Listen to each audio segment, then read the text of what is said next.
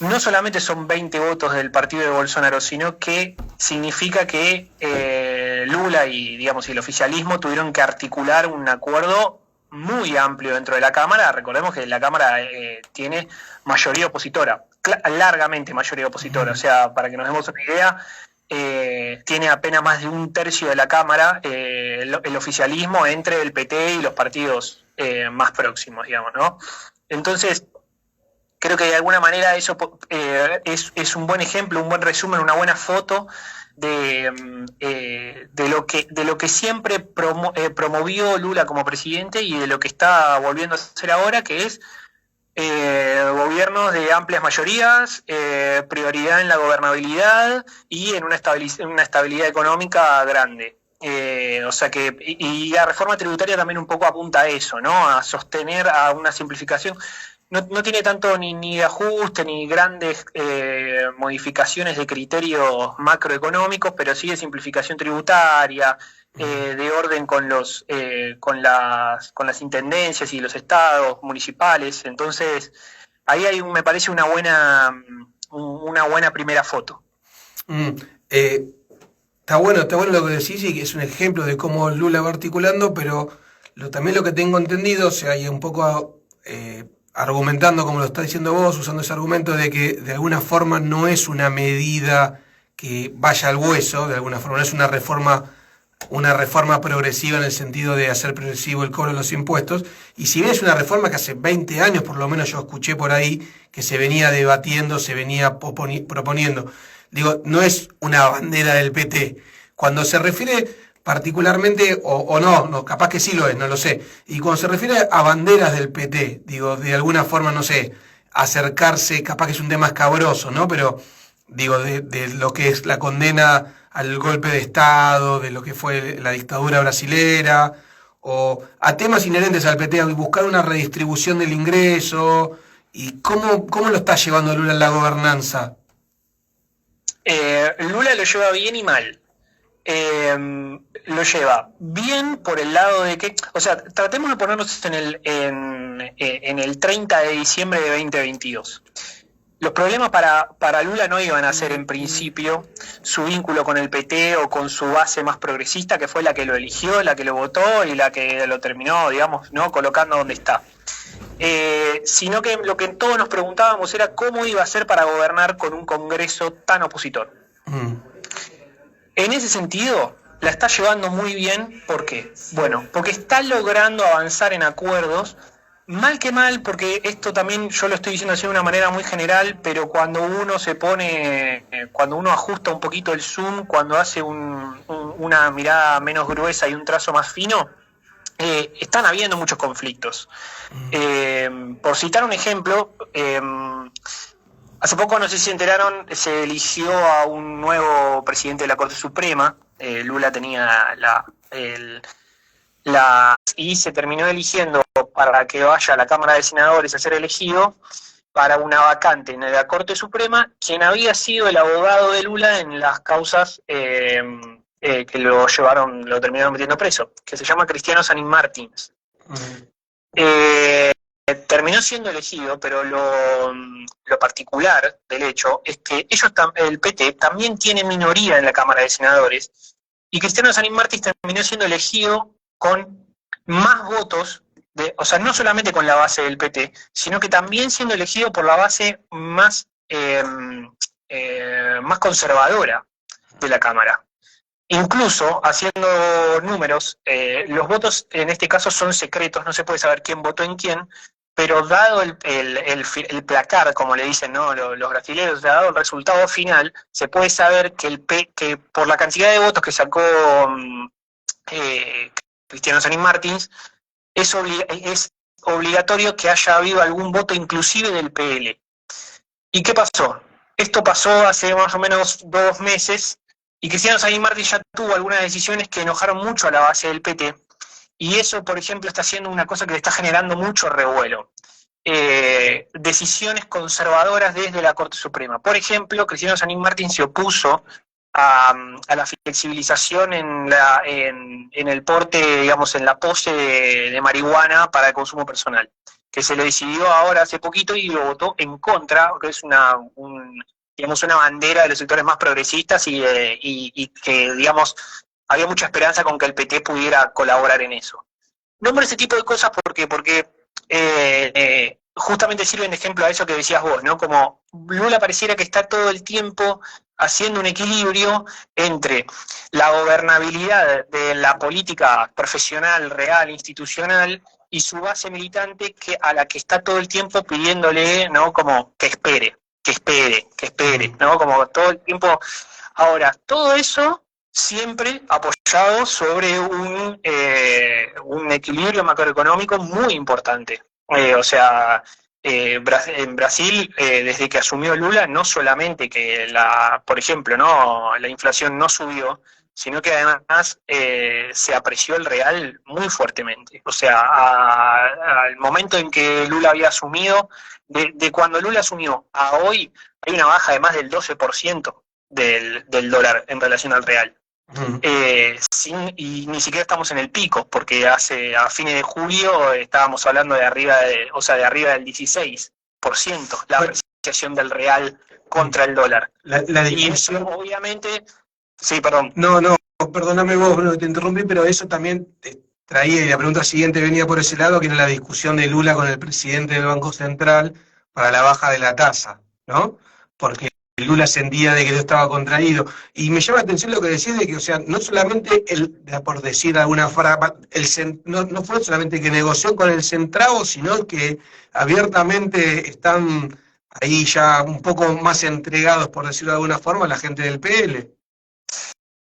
Sí, no están entregados, o sea, ahí hay un juego, ¿no? Hay un juego. Lula evidentemente tiene algunas pautas sobre las que quiere avanzar y Lula tiene o sea, acá cuando nosotros hablamos del Centrón, estamos hablando en este momento de una persona, el presidente de la Cámara de Diputados, que se llama Artur Lira. Artur Lira es el representante y tiene está sentado arriba de alrededor de 300 votos de la Cámara de Diputados. No puede salir ninguna ley si no es arreglando con Artur Lira. Es así de sencillo. En Brasil siempre funcionó así, o sea, siempre existió el Centrão, es como una especie de partido de partidos, es la columna vertebral de la democracia, digamos, parlamentaria que existe hoy en Brasil. Siempre fue así. Hubo otros presidentes de la Cámara que tuvieron el poder que tiene hoy Artur Lira, aunque Artur Lira, digamos que sofisticó un poco los procesos y los poderes que se atribuyen y que en eso mucho colaboró Bolsonaro. O sea, Bolsonaro un poco de alguna manera se compró su gobernabilidad flexibilizando y dándole más poder al presidente de la Cámara, pero saliendo de Bolsonaro, Lula lo que está haciendo es justamente entrar en esa negociación y concediendo. Ahora, eso lo hace a regañadientes. No está sucediendo de una manera sumamente en paz. Una cosa que está pasando ahora y que tiene que ver también con lo que me planteabas recién al respecto de la discusión con el Banco Central, es que, entre otras cosas que pide el Centrón para darle los votos al oficialismo y que puedan avanzar las leyes y las discusiones que ellos quieren que avancen, es que una de las cosas que exigen, como siempre, es plata y cargos. Lula acaba de anunciar que va a aumentar en 2 ministerios más la cantidad de ministerios que tiene Brasil. Va a, de alguna manera, inventar 2 ministerios para darle cargos al partido de Artur Lira. Y eso está generando una discusión muy grande, incluso dentro de los mismos diputados opositores, de los que se van a hacer, que van a usufructuar esa ampliación. Quiero decir, cuando Lula avanza en la negociación con la oposición para poder generar gobernabilidad, para que las leyes puedan salir, para que, por ejemplo, se pueda aprobar la reforma tributaria, no lo hace de una manera, no se mete en el bolsillo al PL, nunca se lo va a meter en el bolsillo al PL. Al PL en particular no, porque está con las manos muy metidas en investigaciones policiales de las cuales Lula no está haciendo nada para que se frenen, que podría ser un buen capítulo aparte, pero el PL no es el único partido de oposición, si bien hoy es el más importante, no es el único partido de la oposición, y ni siquiera es el que domina la Cámara. Entonces, en ese sentido, ahí hay una discusión, hay un mar un poquito, no diría embravecido, pero no hay una marea de lo más calma.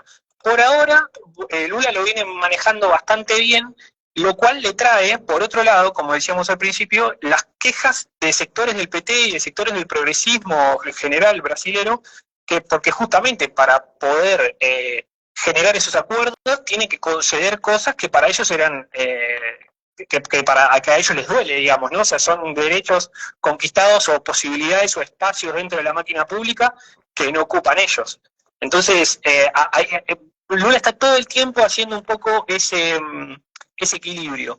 Y creo que un poco le juega a favor en el saldo de esa discusión y en el saldo de ese equilibrio, que el jaque en el que está constantemente puesto Bolsonaro. O sea, Bolsonaro sigue estando muy en la agenda, los delitos que cometió mientras fue presidente están todo el tiempo en la agenda y están todo el tiempo siendo investigados, y creo que eso un poco le sirve a Lula de cara a su propia interna, en el sentido de, bueno, estamos negociando con lo que quedó de esto, miren lo grave que fue, como no me hinchen tanto, tengamos en cuenta de dónde venimos y hacia dónde queremos ir. Un poco sería el resumen. Está muy, muy clarificador todo lo que planteás, y sumando a toda esta hábil negociador que fue Lula, y recordemos que es sindicalista de origen, por eso también es hábil negociador, buena muñeca tiene, me imagino también para el lado de adentro, porque si bien gobierna Lula con el PT, eso es una alianza, una concertación, como quisiéramos decirle, donde teníamos a Alckmin, vicepresidente, encargado de ministerios, a Haddad del PT, y también Marina Silva con ecología, ahí en contradicción con el bloque de Güey, digo, también me imagino que puertas adentro tampoco es una panacea. O sea, podemos decir de que Brasil, Lula la está manejando, muñequeando muy bien, pero también puertas adentro está difícil, imagino. Sí, que es exactamente eso lo que está sucediendo, digamos. El funcionamiento del Estado brasilero, en términos políticos, es el funcionamiento de un presidente contra un gran presidente de la Cámara de Diputados. Y eso yo no lo digo en función de Artur Lira. En general fue así. El anterior presidente de la Cámara de Diputados, o sea, el presidente de la Cámara de Diputados previo a Artur Lira, en términos de poder hubo gente en el medio, pero que eran, digamos, testaferros de otros. El último gran presidente que tuvo fue la persona que articuló el golpe contra Dilma. Estamos hablando de Eduardo Cunha. O sea, estamos hablando... En Brasil la articulación, el peso que tiene en la Cámara de Diputados es muy grande, y ya han logrado establecer un piso en cantidad de diputados y en cantidad de votos dentro de la Cámara que les asegura tener una capacidad para negociar muy grande. Son las mismas personas que después pueden definir si te hacen un impeachment o no. Entonces, ahí el poder con el que cuentan es muy grande. Lula nunca quiso romper con esa, o no sé si nunca quiso, pero por lo menos nunca lo hizo, nunca quiso romper con esa lógica. Él nunca entró en la lógica de no comprar, de enfrentarse, de ir de frente contra la vieja política, como le dicen allá. Jamás. Él entró a negociar y siempre se preocupó por tratar de tenerlos controlados por un lado y de tratar de ampliar su base en cantidad de diputados lo más posible como para poder generarles contrapesos. Pero la verdad es que la última elección en Brasil fue una elección muy mala en términos de composición de Cámara para el progresismo. La oposición ganó muchísimos espacios, aunque hayan ganado en el balotaje, se hayan hecho del Poder Ejecutivo, la Cámara es muy fuerte, es muy fuerte. Hoy tienen, como les digo, más de 300 votos, o sea, estamos hablando de alrededor de 320 votos que están abajo de Lira. Y limita mucho la capacidad para gobernar, limita mucho la capacidad para decidir. Nadie esperaba que este gobierno, esperemos, primer gobierno de Lula fuera una panacea de progresismo. Creo que ya de hecho está pudiendo demostrar una buena cantidad creo que en estos primeros 100 días hizo más de lo que se esperaba en algunos campos y menos en otros. Creo que si tuviésemos que, no sé, como que marcar así algunos hitos que generen ese equilibrio, ¿no? Podríamos decir que, por un lado, en términos económicos, hay mucho menos ruido del que se podría pensar. Por ejemplo, los bloques del agro están ahora dentro de una discusión porque la Corte Suprema de Justicia está definiendo una discusión, un criterio legislativo y un criterio jurídico a la hora de definir la demarcación de tierras indígenas, y es un tema muy pesado para la bancada agraria. Justamente el conflicto es entre los pueblos originarios y las bancadas ruralistas, que son las que quieren ampliar esas fronteras, ¿no? Y quieren disputar terrenos que los indígenas consideran como propias, y hay una discusión alrededor de cómo definirlas, y la está definiendo ahora la Corte Suprema, pero si bien eso es lo que está sucediendo, no le está generando una gran consecuencia a Lula. La economía funciona, la economía va, mejoró muchísimo el real. Petrobras ahora acaba de aumentar un poco el valor de las naftas, y eso no impactó muy fuerte en la inflación tampoco. Petrobras se apreció muchísimo. Quiero decir, en ese sentido la economía pareciera que le da un buen guiño a Lula, cuando en la previa había cierta duda por lo que podía significar Lula para el mercado, y dudas también por la propia composición del equipo económico. Fernando Haddad compartiendo con Geraldo Almin y con Simonite Becci, o sea, son tres figuras de tres espacios diferentes, representantes de tres sectores distintos, pero que por ahora parecían que están conviviendo muy bien. Claramente Fernando Haddad figurando como la persona más fuerte dentro del equipo económico, y por lo menos capitalizando todas las victorias de los anuncios y de las buenas medidas, digamos, y de los buenos resultados. Pero por otro lado, en términos de costumbres, el gobierno y en términos de libertades individuales, el gobierno se está llevando derrotas. No está logrando imponer las discusiones que las bases deseaban, ¿no? Esto que pasó con Cristiano Sanín Martín me parece bastante ejemplificador, pero hay otras. Por ejemplo, ahora se está dando una nueva discusión porque a fines de septiembre va a haber una nueva vacante en la Corte Suprema. Se jubila la presidenta de la Corte, Rosa Weber, y hay se está ejerciendo muchísima presión sobre a quién va a designar ahora Lula después del sapo que se están comiendo con Cristiano Sanín Martín, y se está ampliando mucho esa discusión, o sea, está escalando mucho. Y bueno, habrá que ver cómo lo resuelve, pero hasta ahora la muñeca de Lula pareciera venir bastante intacta. Pues ojalá siga así, que siga maniobrando. Para mí lo notorio de Brasil fue, y lo que te pregunto a vos, Lula preso, Bolsonaro terminó ganando, y probablemente si Lula no hubiera estado preso, Bolsonaro no hubiera ganado. Digo, como una connivencia entre poderes económicos y el poder judicial en el viejo lawfare, y de alguna forma pareciera que el propio Brasil, desde sus cámaras, desde el Congreso, va purgando a los que llevaron adelante ese proceso, porque terminó siendo negativo para las grandes industrias paulistas, porque Delta Narañón lo rajaron de la Cámara, ¿no? Si no me equivoco, y está ahí también peleando quien fue Moro, el juez que lo terminó condenando a Lula. Así que de alguna forma podemos decir de que el poder económico de alguna forma había ido en contra del PT porque pensaba que del lado del Bolsonaro podía obtener más beneficios, y terminó dándose cuenta que era darse un tiro en el pie, y ahora de alguna forma lo apoyan a la Lula y están purgando la Cámara de estos que llevan adelante la purga, porque de alguna forma era una gran empresa brasilera de que disputaba mercados en el exterior, en el mundo, licitaba obras como el puerto de Mariel en Cuba, digo, y lo mismo Petrobras, como de alguna forma terminaron perjudicándose a sí mismos con el encarcelamiento de Lula, el triunfo de Bolsonaro. ¿Vale decirlo así? ¿Te parece correcto o no sé? Sí, a grandes rasgos te diría que sí. A ver, ahí en el medio, digamos, los grandes sectores económicos no todos tuvieron tanto que ver ni con el apoyo a Bolsonaro o al Lavallato, que no son lo mismo, aunque por momentos pareciera que sí. Pero tampoco fueron todos, y tampoco fueron cosas tan por momentos, o no siempre fueron tan decisivas. Sí me da la sensación que estoy muy de acuerdo con vos en algunos puntos, que es que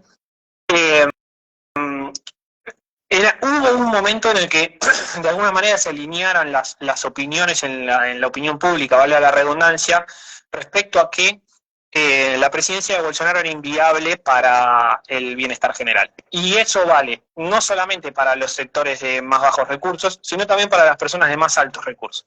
Bolsonaro se terminó mostrando incapaz de transmitir gobernabilidad y seriedad para las personas que toman decisiones en Brasil. Se podía ver en los medios de comunicación, se podía ver en las decisiones de las cámaras empresariales, como la Fiespi, por ejemplo, que la mencionabas recién. La Fiespi no apoyó para nada la reelección de Bolsonaro. No sé si su elección era la de Lula, pero claramente no estaban acompañando a Bolsonaro. Ahora, no sé hasta dónde el cálculo era, por decir así, con Bolsonaro perdimos plata y con Lula la vamos a ganar. Dicho de una manera muy esquemática, ¿no? Con Bolsonaro le fue muy bien, pero Bolsonaro también es verdad que como les digo, ¿no? O sea, se mostró incapaz de generar previsibilidad. O sea, pensemos que fue un tipo que carga sobre sus espaldas centenares de miles de muertos en la pandemia y que era visto de reojo por muchísimos países europeos que de repente, qué sé yo, querían asegurarse determinados criterios a la hora de la compra de productos primarios de la ecología, con criterios que fueran respetuosos con el calentamiento global, y tenían un presidente que negaba la existencia del calentamiento global. Digo, me parece que hay un peso muy grande y que Lula sí logró mostrarse como el candidato serio, como el candidato del orden, pero del capitalismo, de un capitalismo en serio, diría Cristina, ¿no? Y Bolsonaro, mientras tanto, se mostró como lo que por lo menos yo creo que es. Digamos, ahora se está discutiendo mucho también en Brasil esta semana, una situación que me parece que es bastante ejemplificadora de lo que fue y de lo que es Bolsonaro. Le regalaron joyas en Arabia Saudita y las fueron a vender a Estados Unidos. Digamos, a ese nivel ¿no? Matero. Más allá, claro, o sea, más allá de lo que significa para, ¿no? De la apropiación del patrimonio público, de la falta de moral, de ética, ¿no? Que tiene esa práctica, digo, a una escala. Un tipo que fue presidente de una potencia mundial. Claro. Unas joyas carísimas igual, ¿no? Obviamente estaban haciendo de mucha plata, pero quiero decir, uno no se imagina, no sé, cuando uno piensa, no sé, como los grandes acuerdos y los grandes desvíos de fondos de los estados, no se imagina a un asesor presidencial yendo a una casa de empeños en Williamsburg a vender una cosa. ¿Cuánto me das por esto? Y se llevaba $60.000 en una valija. No solamente fue lo que sucedió, sino que además tuvieron que ir a recomprarlas para poder volver a presentarse ante el TCU y presentarlas cuando se dieron cuenta que saltó la ficha de lo que habían hecho. Y ahora Bolsonaro está siendo juzgado por eso, con serias chances de ir preso. Y no solo eso, sino que además en la investigación, revisando los teléfonos, encontraron muchísimos de las pruebas que ahora van a ingresar a la hora del juzgamiento de lo que fueron, lo que vos mencionabas también al principio, de lo que fueron el golpe del 8 de enero. Pruebas de cómo se articuló, quiénes participaron, Bolsonaro enviando mensajes en la previa a empresarios que parece que financiaron los movimientos del traslado de personas de algunos estados hacia el Plan Alto. Quiero decir, Bolsonaro en ese sentido nunca jamás logró mostrarse como una persona que era capaz de generarle previsibilidad y orden a la economía y al país en general. Me da esa sensación. ¿Crees que puede haber un paralelismo en ese sentido? Bueno, trayéndolo un poco acá a Argentina, ¿no? Esa falta de previsibilidad, comparándolo con Milei. Es un poco temerario decirlo en el medio de un proceso electoral, pero la verdad es que yo tengo que ser honesto y decirles que sí. O sea, a mí me recuerda mucho, o sea, hay muchas cosas de las que estoy viendo que me recuerdan mucho a lo que he visto y estudiado respecto a la elección del 2018 en Brasil. Ahora, también recordemos que en algún momento hubo muchos sectores, tanto del poder como, o sea, vamos a decirlo así, no resumiéndolo, ¿no? del círculo rojo, sí. y grandes sectores de la población que eligieron esa apuesta por el caos, que dieron ese salto al vacío. Y Argentina, en ese sentido, hoy no pareciera estar mostrándose muy reactiva a esa especie de salto al vacío, a pesar de tener el antecedente de Brasil. Quiero decir, que en Brasil pareciera tomado nota de la mala decisión y que ahora estén reorientando sus decisiones políticas con otros criterios y en otros sentidos, no pareciera estar influyendo la elección en la Argentina. Somos malos alumnos. De alguna forma entonces sí se puede hacer un paralelismo entonces entre Bolsonaro y Milei, digo, salvando las infinidad de distancias idiosincráticas de cada país, formaciones políticas, digo, Milei es un tipo que más lo bien estudió, el otro es un capitán del ejército. eh, Yo noto muchísimas similitudes. Yo noto muchísimas similitudes. Hay un elemento en el que hay una gran diferencia. Y es que la elección en Brasil, y que tiene que ver con los propios problemas coyunturales que enfrentaba cada país a la hora de encarar el proceso electoral propio, ¿no? Estamos hablando de 2018 en Brasil, ahora 2023 Argentina. El discurso de Milei está muy apoyado en una cuestión económica. El enojo de la sociedad y lo que puede llegar a generar esperanza o rechazo son una economía que se hace inmanejable. En Brasil esa decisión pasaba más por cuestiones morales, no tanto económicas. Las discusiones no pasaban por si Brasil, todos los gobernadores y todos los aspirantes a ser presidentes tienen discursos tanto morales como económicos. Lo que digo es que el peso que tiene en la discusión pública y en la decisión final, me parece que ahí está la gran diferencia. Milei me da la sensación de que es más, pareciera menos enfocado en fijarse si lo votan los evangélicos o no, por ejemplo, aunque lo hace, aunque cada vez hay más pruebas de que hay grandes sectores evangélicos que han apoyado a Milei y que por eso, por ejemplo, están tratando constantemente de hablar del aborto.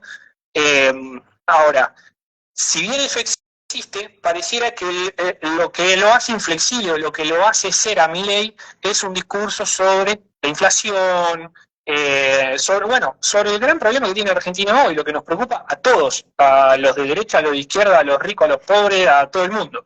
En Brasil eso no sucedía así, era otro tipo de discusión. Y la discusión pasaba más por lo moral, por si era más moral votar a un capitán de un ejército que parecía que no iba a robar porque era muy recto y porque iba a poner mucho orden en un criterio como mucho más parecido al de Patricia Bullrich, por ejemplo, que votar a un candidato después de un partido que supuestamente se había robado todo, por hacerlo también de una manera muy esquemática. Está muy claro y muy pila esta comparación, que hasta ciertos puntos pueden hacerse, pero es verdad que Argentina tiene un particularismo, que tiene una fragilidad macroeconómica hace unos cuantos años, y bueno, de ahí surge también este monstruo que veremos cómo termina. Y la última, Bruno, para agradecerte ya, Bruno Levi, con el que hablamos siempre de Brasil, que la tiene más que clara, es un crack. Preguntarte particularmente por el tema, no de los BRICS, aunque también digo tu reflexión si querés, pero es obvio de que el gran lobista argentino, el gran lobista para que entre Argentina en los BRICS fue Lula. Sí. Si bien digo, lo hemos conversado en privado de que no se habla tanto del BRICS, no es un tema los BRICS como es en Argentina, a consecuencia de las malas noticias frecuentes que tenemos, así que una buena a darle fuerza. Pero, ¿por qué vos crees que Brasil se juega tanto con Argentina en los BRICS? ¿Por qué Lula, ¿no? ¿Por qué Lula apuesta tanto a Argentina? O sea, nosotros nos ve con la potencialidad de abroclar no sé, ¿cuál es tu perspectiva? Conociendo los dos mundos, ¿no? Lo primero que tendría que decirte, y que es lo más honesto, es responderte lo siguiente: no lo sé. Ahora, conjetura. Intentando hacer una conjetura, ¿no? Una hipótesis, digo, me da la sensación de que Lula está tratando de rehacer un gobierno que quedó trunco, o sea, un criterio de gobierno que quedó trunco. Él está tratando de restablecer criterios y órdenes políticos, tanto a nivel doméstico como a nivel internacional, que eran los órdenes que él había dejado cuando él había dejado su presidencia o que le había heredado a Dilma.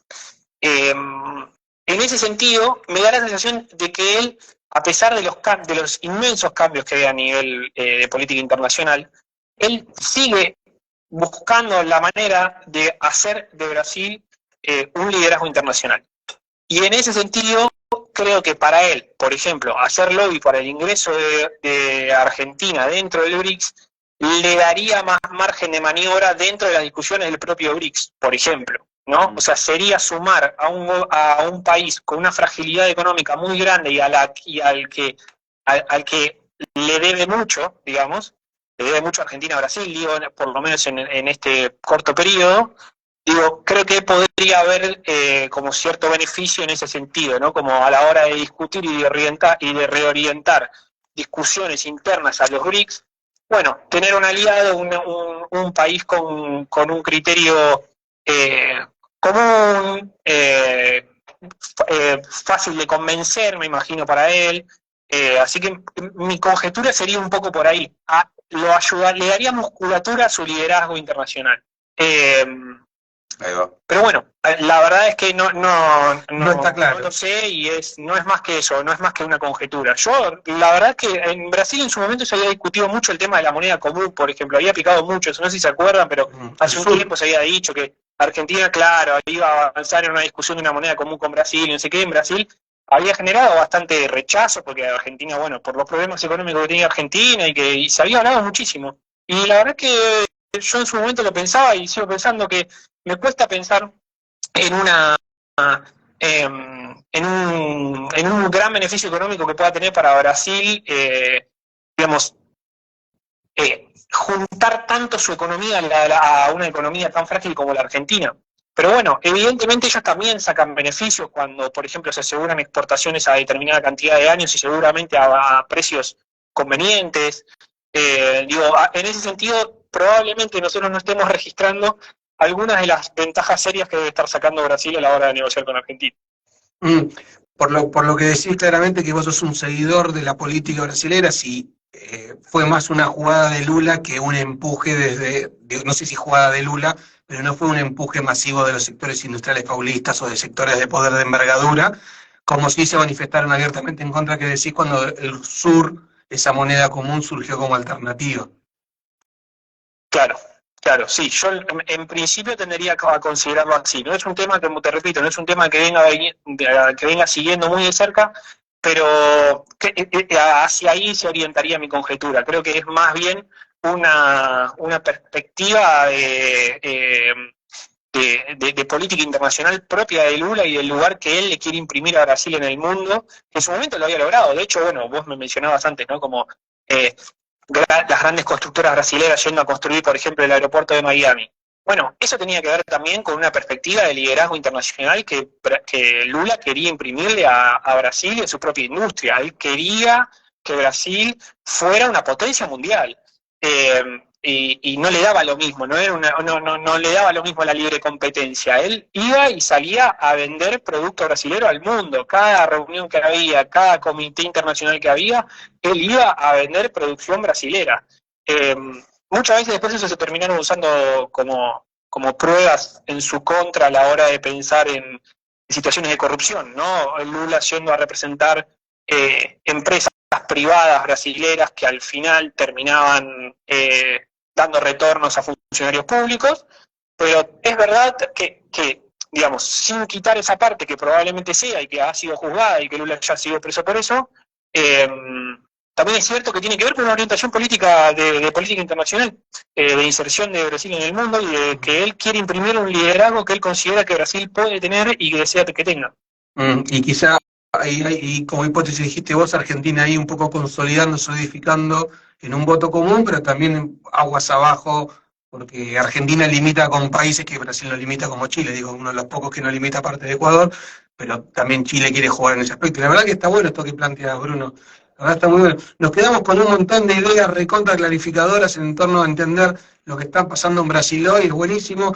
Nos asusta de alguna forma que estas ideas, que esta comparación o similitudes que trajiste con Bolsonaro, con un agravante para nuestro lado, de que las reformas que propone nuestro pelucón son infinitamente peores de las que proponía Bolsonaro, justamente por esa fragilidad macroeconómica que hablamos de la Argentina, y la verdad ahí nos asusta. Sí, a mí también, la verdad que sí, a mí también me asusta. Bueno, Bruno, la verdad que te agradecemos, Bruno Levi, como siempre. Este es macromundo, todo tiene que ver con todo, pero la política local en este contexto no puede estar ajena, así que Bruno, agradecidos estamos, y como siempre que hablamos por teléfono, prometemos de buscarle la vuelta de hacer una sección mensual para ir un poco desmenuzando al gran gigante latinoamericano, sudamericano, para seguir focalizándonos desde esta perspectiva argentina, pero sobre todo en la perspectiva más mundial y cómo insertarse en el mundo. Bueno, tengo mi predisposición para eso y nada, lo conversamos mejor en privado, pero sí, cuente con mi predisposición para hacerlo. Y bueno, nada, y un abrazo grande ahí para toda la gente de Macromundo y para vos, Maurito. Bienvenido. Un abrazo, Bruno, gracias. Chao, gracias, Bruno. No, gracias a ustedes. Chau, abrazo grande.